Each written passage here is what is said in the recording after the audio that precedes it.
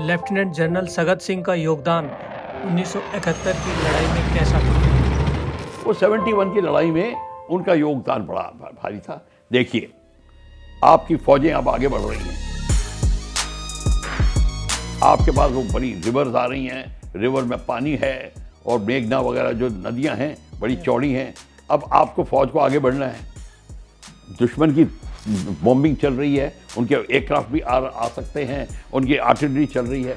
उस दौरान इन्होंने मिलके, जनरल सगत सिंह ने और एयरफोर्स के कमांडर्स ने मिलके ये प्लान बनाया कि हम हेलीकॉप्टर्स के द्वारा किस तरीके से एक एयर ब्रिज बनाएंगे। मी-4 हेलीकॉप्टर्स होते थे। उन मी-4 हेलीकॉप्टर्स ने अपना एक के बाद एक अपने जो जितने भी 12-15 जवान ले जा सकता था, एक हेलीकॉप्टर एक के बाद एक, जिसको कहते हैं ना कि एक पुल बन गया, फ्लाइंग ब्रिज बन गया। एक आता है, एक जाता है, एक आता है, एक जाता है।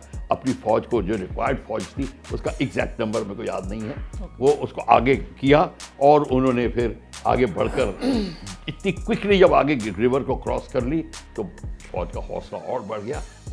और फिर उन्होंने कहा कि अब आप उसने जनरल JFR जेकब के साथ बात करके कहा कि देखिए, आप हर एक स्ट्रॉन्ग पॉइंट पे, स्ट्रॉन्ग होल्ड पे पाकिस्तानी से बैठ के लड़ना मत शुरू करिए, उनको बाईपास करिए।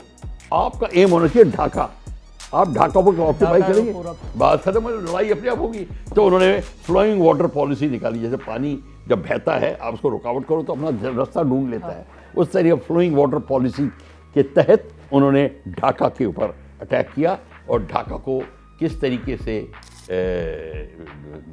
उसका सरेंडर हुआ। पाकिस्तानी फौज ढाका में ज़्यादा थी और फिर भी उन्होंने सरेंडर किया।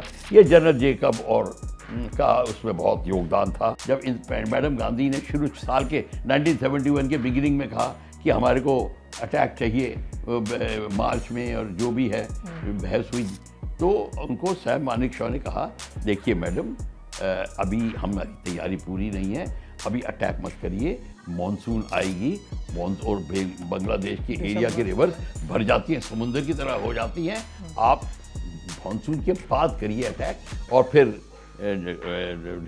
खेत वगैरह की बात जो होगी वो मतलब जोग्राफिकल टेरेन कैसी होगी और क्या हो, सब कुछ मद्देनजर रखते उसने कहा हमारे लिए सबसे बढ़िया जो नीति होगी वो आफ्टर द मॉनसून्स होगी। उसके लिए इंदिरा गांधी नाराज़ भी हो गई। फिर बाबू जगजीवन राम ने सैम मानेकशॉ के साथ मिलकर बात की और फिर उनको इंदिरा गांधी जी को समझाया, वो समझ गई और उसके बाद लड़ाई हुई। तो ये लड़ाई जो थी ये बड़ी सूझबूझ के साथ और चतुराई के साथ की गई थी लड़ाई। तो उसमें फौज, आर्मी का योगदान, एयरफोर्स का योगदान, उनका जॉइंट ऑपरेशंस बड़ा ज़बरदस्त था। तो मैं वाकई कहता हूँ कि ये जो एक बार आप मेंटली मिल जाओ कि हमारे को ये एम हासिल करना है, फिर कुछ मुश्किल नहीं रह जाता। तो ये जॉइंट ऑपरेशन जो था, इसका जो नमूना वहाँ देखा गया, वो अभी भी आपको करने में मुश्किल होगी जो उस टाइम किया गया था, क्योंकि ऑब्जेक्टिव वेरी क्लियर था। 65 के बाद 67 की बात कर रहा हूँ, फिर सगत सिंह राठौर की बात आती है। नाथुला में चाइनीज़ जो थे वो भी ऐसे ही, मैं ये इंसिडेंट इसलिए सुना रहा हूँ आपको, अब उस समय की मनोस्थिति पता चल जाएगी। उस समय भी ये ऑर्डर सा था कि वेपन नहीं कैरी करेंगे, पेट्रोलिंग में आमना सामना होगा। उस समय भी धक्का मुक्की हो रही थी, उस धक्का मुक्की वजह से अभी होती है चाइनीज़ और अपनी फौज में। उस धक्का मुक्की में कोई हमारे जाट मेजर थे कोई, और उन्होंने, उनके बंदे थे तगड़े तगड़े, उन्होंने धक्का दिया। उनके पॉलिटिकल कमिसार चलते हैं, वो गिर गया, उसको चोट कूट आई, तो वो गया गुस्से में बंकर में। उन्होंने कहा कि अपने फौजियों को कि इनको कहो निकल जाए, जब गोली चला देंगे।